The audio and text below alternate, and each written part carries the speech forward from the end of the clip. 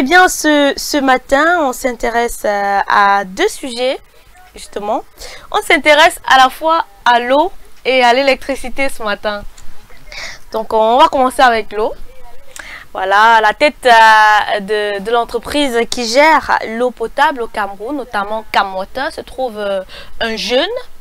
Il s'appelle Blaise Moussa. Et depuis son arrivée à la tête de cette entreprise, justement, il fait beaucoup jaser, il fait beaucoup parler.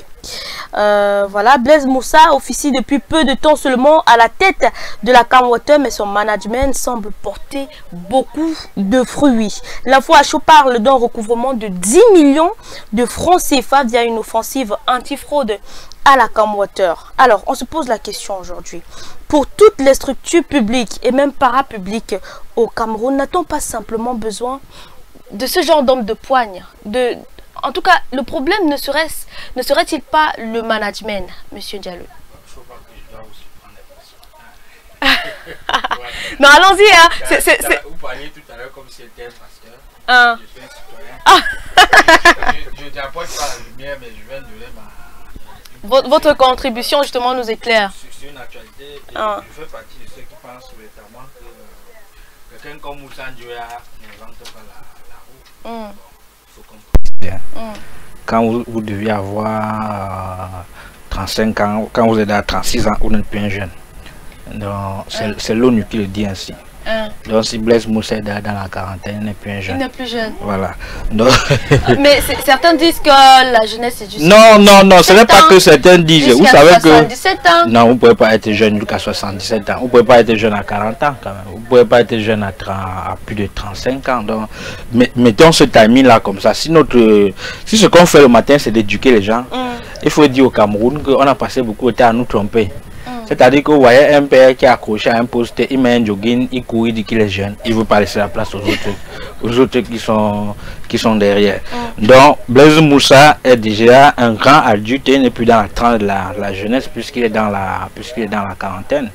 Et c'est un cumulard. Parce qu'il faut voir qu'il est en même temps directeur général de la Camwater et il est président du conseil d'administration d'une société qui gère les mines, nommé également par le président de la République. D'autres peuvent aussi faire ce genre de travail. Il est surtout militant du Rassemblement démocratique du peuple camerounais, c'est-à-dire parti au pouvoir, c'est-à-dire que sa nomination est une récompense. On aurait voulu que le chef de l'État aille toucher peut-être dans le privé pour choisir des profils autres qui peuvent venir par exemple relever le défi notamment à la Camwater. Maintenant pour parler des choses assez simples, est-ce que depuis quelques mois que Blaise Moussa est là, la qualité d'eau potable a changé? Justement, c'est ça la bonne question qu'il faut se poser, parce qu'il ne faut pas faire dans le style d'Atalakou de l'homme à Magellan Kamgem. Vous savez que le propriétaire du journal c'est un président de l'association des consommateurs et le consommateur le consommateur doit être au centre par exemple des préoccupations il ne nous dit pas si depuis qu'il est là on a augmenté le nombre d'adductions en eau potable, ce qui est essentiel parce que pour lutter contre les maladies hydriques et la typhoïde, beaucoup de maladies, il faut que la Camwater doit se déployer pour offrir de l'eau potable aux Camerounais. Si depuis qu'il est là, il ne parvient pas à diversifier et à vraiment faire en sorte que les Camerounais puissent avoir l'eau potable de qualité, et pour ça il faut faire un sondage sur le terrain pour voir si depuis quelques mois il y a les nouvelles adductions, si la qualité d'eau a changé, si ce n'est plus jaune dans les ménages, si ça n'a plus une odeur quasiment un peu fade, notamment des ménages. Si la réponse est oui, à ce niveau-là, il faut dire qu'il travaille. Maintenant, je ne vois pas en quoi un directeur général qui arrive et on paie un crédit, il nous dit que c'est une prouesse. Parce que vous avez tous les moyens, notamment, la Camwater a tous les moyens pour suspendre une structure en termes d'approvisionnement en eau qui ne paye pas. Et parfois, ce sont des structures étatiques, c'est-à-dire de l'État, qui ne paye pas notamment les factures. La Camwater peut poursuivre notamment au niveau de la justice ceux qui ne font pas, qui ne payent pas les factures. Et le fait ne relève pas d'une prouesse. Ce qui relève d'une prouesse au niveau de la Camwater, c'est d'augmenter le nombre d'adductions d'eau potable au Cameroun. C'est de faire en sorte que du côté de Ngolmenduka, très loin là-bas, que les populations puissent avoir accès à l'eau potable de la Camwater. Du moment où on ne fait pas ça et qu'on est dans du people et que des journaux comme Info HO nous habituent à ce qu'on va appeler la une des Atalakou, parce qu'ils peuvent bénéficier peut-être de certains prébats, nous serons davantage dans l'eau, mais dans l'eau sale. Parce que vous avez vu que le président de la République a fait de sa priorité, notamment, pour ceux qui ont suivi son discours à la Nation le 31 décembre, il parlait justement de l'adduction d'eau. Et je crois qu'il a fait allusion à la Sanaga, qui va aider notamment à diversifier l'offre de la Kamwata. Vous allez voir que la quasi-totalité de la panoplie, par exemple, des châteaux d'eau. Quand vous allez à Bonambé, à Lobossou sont des châteaux construits par Aïdjo. Mais Lobossou n'a pas accès à l'eau potable, ce qui est un problème. Pourtant, un grand château de ce côté construit par Aïdjo. On fait comment pour être dans une zone comme Lobossou et que les gens sont ravitaillés par les forages qui sont tout d'eau de mauvaise qualité? Ça, c'est des bonnes questions à se poser. Comment est-ce que, quel est le plan du directeur général pour faire en sorte que ces zones-là puissent être connectées au réseau interconnecté, notamment en termes d'eau? Souvenez-vous qu'il y a un ministre qui a détourné des milliards, qui aujourd'hui se balade du côté de Paris, basé à Tangalakuna, ancien ministre de l'eau et de l'énergie, ancien directeur général de la Kamwata. Il a dérobé des milliards à l'État du Cameroun, du moment où il était DG de la Kamwata. Il n'a pas pu connecter la Kamwata à la direction générale, surtout à Douala. Quand vous parlez de Logbosou, c'est du côté de Douala 5e. Vous voyez qu'à ce niveau-là, il n'a rien fait, mais il a pris de l'argent pour lui seul. Et des journaux comme Info HO faisaient ce type de... C'est-à-dire que au lieu de saluer les presses, comment est-ce que... Puis son rôle, ce n'est pas de recouvrer, comme on dit là, il appartient à d'autres services de faire le recouvrement. Son rôle, c'est de donner l'eau potable aux Camerounais et le faire, c'est installer notamment des institutions d'eau dans les ménages, ainsi de suite. S'il le fait, et s'il atteint un gap peut-être de 80%, de 70%, là on peut saluer, on peut dire que c'est un homme qui est en train véritablement de travailler. Mais quand on nomme quelqu'un qui vient récupérer les crédits, et on ne dit pas en quoi ces crédits-là vont véritablement servir. Ce n'est pas le rôle des journalistes de célébrer, puisque ça entre dans son travail quasiment un peu régalien. S'il devait faire de l'inédit, c'est de faire ce que ses prédécesseurs n'ont pas fait. C'est-à-dire donner de l'eau potable pour que Yaoundé, qu'on ne soit plus en plein Yaoundé, et que ce sont des bonbons de citernes qui viennent distribuer l'eau potable aux gens, parce que même là-bas on souffre. Donc je ne crois pas que vous voyez que tout cela chez eux, ils boivent de l'eau minérale et parfois ils se lavent même avec l'eau minérale. Donc, ça veut dire qu'ils n'ont pas confiance en leur propre service. Eux-mêmes, ils ne consomment pas leur propre eau. Non, c'est le bas peuple comme les nous là qui vous est obligé de boire le forage et parfois l'eau de la Kamwata qui n'est pas aussi parfois très potable. On ne saurait donc célébrer une telle médiocrité de recouvrement de factures. Ce qu'il faut, c'est qu'il doit se mettre au travail, notamment pour nous aider à avoir de l'eau potable, si ça dépasse le directeur général de la Kamwata, il faut surfer avec les mairies. Parce que comme je le disais le 31, dans les pays comme la France, la mairie s'occupe de la distribution de l'eau et de l'électricité. C'est-à-dire que c'est la mairie qui a des petits châteaux au niveau de son arrondissement, qui distribue. Ce n'est pas une société nationale, un peu comme chez nous, où on a tout centralisé. La mairie fait ça. Ce n'est pas une société nationale aussi de l'énergie électrique. La mairie, au niveau de la France, il y a des mairies qui s'occupent de distribuer l'eau et de l'électricité, notamment à leur population. Ça permet en sorte que c'est des emplois qu'on crée au niveau local, et puis les gens ne vont pas s'engouffrer dans le capital économique, des capitales politiques à la recherche de la pitance. Parce qu'on a créé ce qu'on a appelé une fonction publique qui est régionale. Donc, je suis contre la une de l'Info HO, puisqu'on commente l'actualité. Ça se voit, hein, voilà, puisqu'on n'est pas là pour dire que bon, telle affaire, ça relève de la talakou au lieu du journalisme. Pour être beaucoup plus objectif, il faut évaluer Blaise Moussa, comme je l'ai dit, qui n'est plus un jeune, qui est déjà dans la tranche des 40. Il faut l'évaluer au pied du mur. Et l'évaluer au pied du mur, c'est notamment pour est-ce qu'il donne l'eau de qualité aux Camerounais. Population, justement.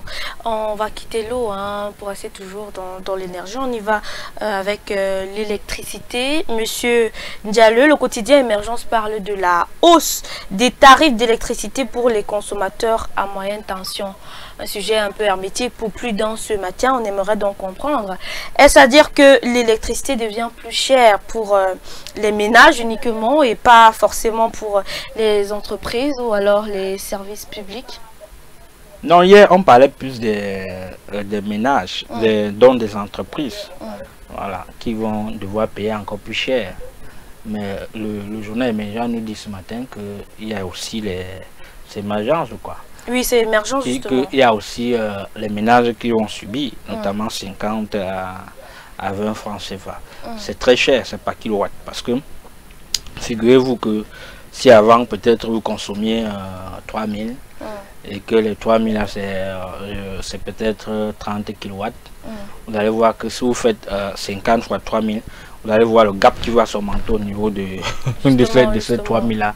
Et c'est énorme, n'est-ce pas, pour des populations qui tirent le diable par la queue, pour des populations qui meurent de soif les pieds dans l'eau. Parce que il est inconcevable que tout ça est lié dans un pays comme le Cameroun, où on a le Vouri, on a le Mungo, et qu'on n'a pas d'eau potable. Parce que c'est tous ces eaux-là qu'on traite, par exemple, pour donner ça de manière potable à la population. Il est donc inconcevable que l'électricité devienne de plus en plus chère quand il y a des moyens alternatifs, comme l'éolienne, qu'on peut utiliser dans le Grand Nord, pour donner, parce que le vent passe là-bas, c'est une zone qui est quasiment un peu désertique. L'éolienne peut faire en sorte que les ménages peuvent être connectés au niveau de l'électricité. On a le solaire. Dieu sait que dans l'extrême nord, il fait tellement chaud. Il y a le soleil qui peut alimenter les ménages. Parce que ce qu'on parle, le soleil ne peut pas encore véritablement aider à faire une grande industrie.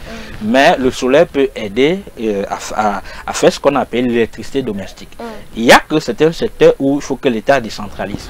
Parce que quand on a tout centralisé à Eneo et à Sonatrel, vous voyez que les gens ont du mal à avoir l'énergie de qualité.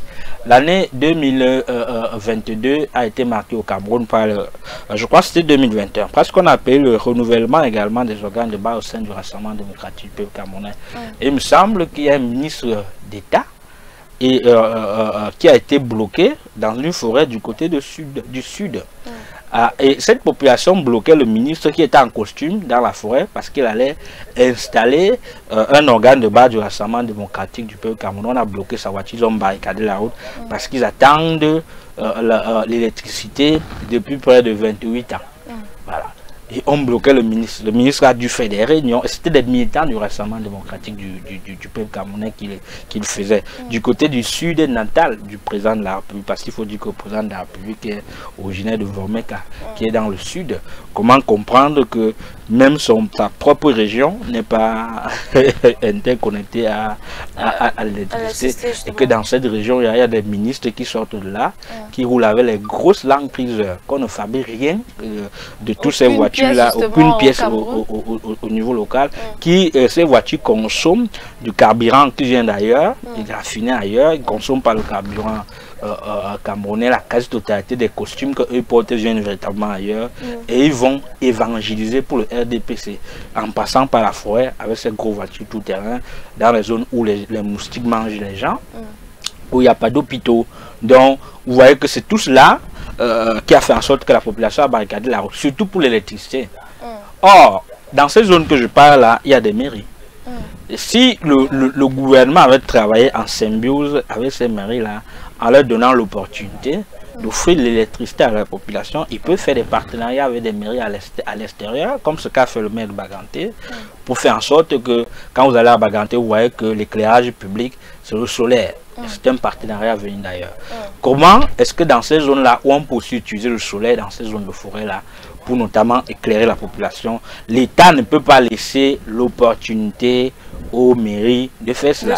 L'État ne peut pas laisser l'opportunité aux mairies de faire en sorte qu'il y a des petites chutes dans ces zones-là. Partout, à l'ouest, il y a des chutes au Cameroun quasiment partout. Ces chutes peuvent servir de mini-barrages pour alimenter des villages, pour alimenter des communes. Il est inconcevable tout simplement comment et normalement, il est très inconcevable, comme on dit que, puisque la nature nous a tout donné, c'est nous qui voulons souffrir véritablement au Cameroun. C'est un problème de gouvernance et qui est criard. Et quand tout est centralisé, vous voyez donc c'est le consommateur qui en souffre. Justement. Au niveau des entreprises, on augmente par exemple le kilométrage dans les entreprises. Et l'impôt aussi, il y a des choses qui augmentent. L'État ne fait pas, l'État ne se pose pas la question comment est-ce que ces entreprises font pour payer les employés. Puis ce sont des dépenses, ce sont les surplus des dépenses que l'État augmente encore dans le cahier de charges de ces entreprises-là. À côté de ça, ceux qui travaillent dans ces entreprises doivent encore supporter des factures exorbitantes, notamment parce qu'eux-mêmes ils sont dans les ménages, dans les maisons, pour faire véritablement simple. Et ceux qui subissent, comme on a dit, c'est vous et nous. Un jour, vous allez comprendre que non, il y a un gars de Eneo qui a détourné des milliards. C'est-à-dire que le surplus que les gens payaient là, il a pris sur lui de récupérer ça et d'aller mettre dans une banque pour manger avec sa famille et quelques amis. Et on va le laisser, c'est 12 ans après qu'on va dire que non, il y a l'opération épervier, on l'interpelle. Tout cela, c'est de la malgouvernance. Et pour que cela ne se répète pas, il appartient aux associations des consommateurs parce que le Cameroun n'a pas une société civile assez forte. Bon, ceux qui sont là se défendent, mais les populations également, les consommateurs ne comprennent pas assez d'enjeux. Les gens ne savent pas, par exemple, que si la lumière part de chez vous brusquement et que quand ça revient aussi brusquement, un appareil est endommagé ou détruit les appareils, vous pouvez porter plainte à la société en charge de l'énergie électrique. Donc, beaucoup ne sont pas ce qu'on appelle actifs dans les associations des consommateurs. En Europe, vous voyez que des sociétés, des grandes industries sont poursuivies parce qu'ils ont fait du lait frélaté, parce qu'ils ont fait médicaments et ils payent à hauteur de milliards. Aussi longtemps que les citoyens ne connaîtront pas leur droit d'abord de vote. Parce qu'au Cameroun, c'est ceux qui n'ont même pas un carte d'électeur, qui ne connaissent même pas ce qu'on appelle l'isoloir, qui disent que tel a perdu l'élection, qui ne connaissent même rien de la scientificité électorale. Donc, ils disent les choses qu'ils ne connaissent pas. Ils ne sont jamais allés voter. Ils ne savent pas comment on compte comment faire pour avoir les pourcentages. Mais c'est eux qui disent que non, l'élection est triquée. Alors que si eux-mêmes participaient, il y a des choses qu'ils devaient comprendre. Le Camerounais lambda, qui ne comprend pas qu'il est spolié par la société de téléphonie mobile, qu'il envoie les messages abusifs. Il est spolié au quotidien par la société de distribution de l'énergie électrique, la société de distribution de l'eau, la société aussi de distribution de la bière et des autres, qui ne sait pas que l'huile qu'on consomme, ce que vous appelez l'huile végétale, tout cela, le citoyen qui ne sait pas vérifier, va continuer davantage à souffrir et à dire qu'on est quasiment un peu maudit, alors qu'on est dans une société qui nous donne toutes les opportunités. Et c'est pour ça qu'il faut saluer l'avancée de nos frères qui sont des anglophones, voilà, parce qu'ils comprennent, ils ont la facilité de critiquer et de dénoncer tous ces manquements-là. Vous pensez que c'est un anglophone va l'acheter peut-être une bière qui est faite, où il trouve que dans cette bière-là, il y a des choses, il va dénoncer, il va poursuivre la société, il aura gain de cause. Ce qui va faire que prochainement, quand la société va utiliser des moyens hygiéniques qui vont avec pour véritablement travailler, notamment à l'embouteillement de ces différentes marchandises-là. Donc, il ne sert pas trop à rien de venir pleurer le matin que oh, le machin a augmenté 50 francs. Oh, il suffit aux Camerounais de voir est-ce qu'ils ont l'énergie de qualité, qu'ils paient encore le surplus. Et si ce n'est pas de qualité, comment est-ce qu'ils peuvent faire pour poursuivre notamment ces sociétés. Et si ça ne va pas poursuivre le gouvernement à décentraliser pour faire en sorte que d'autres opérateurs puissent entrer et qu'il y ait concurrence. Parce que quand il y a monopole, Eneo peut faire véritablement comme il veut. Justement, avant de vous laisser partir, on veut quand même savoir un peu ce qui est cause de cette différence d'appréciation entre les francophones et les anglophones. Juste ce petit détail. Bon, ça relève. Ce que je peux dire, une autre personne peut contredire. Parce que ce que je dis n'est pas aussi une parole d'évangile. Moi, j'estime qu'eux, ils ont une culture qui est beaucoup plus liberticide. C'est-à-dire, on leur donne la possibilité de créer. Quand vous allez dans une zone un peu comme Boya, vous allez voir que beaucoup de jeunes là-bas ont des startups, c'est-à-dire qu'ils sont des propriétaires des petites entreprises au niveau des techs. Ils ont l'opportunité d'apprendre gratuitement au niveau d'Internet. Il y a des gens qui peuvent se former sur Internet.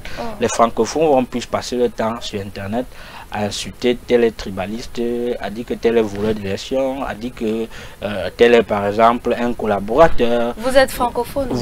Ce que je dis, j'ai commencé par préciser, je ne suis pas francophone, je suis un Camerounais. Même si on dit francophone, je suis Camerounais et de l'Ouest, moi je suis francophile. Voilà, puisque même si moi j'ai utilisé le thème, c'est pour faire en sorte que les Camerounais puissent comprendre. Je suis francophile parce que je parle la langue des Français. Voilà, donc ça ne veut pas dire que les Français sont eux les francophones. Donc moi je suis un BAMS qui est un Camerounais globalement, c'est-à-dire on dit que les Camerounais sont des crevettes.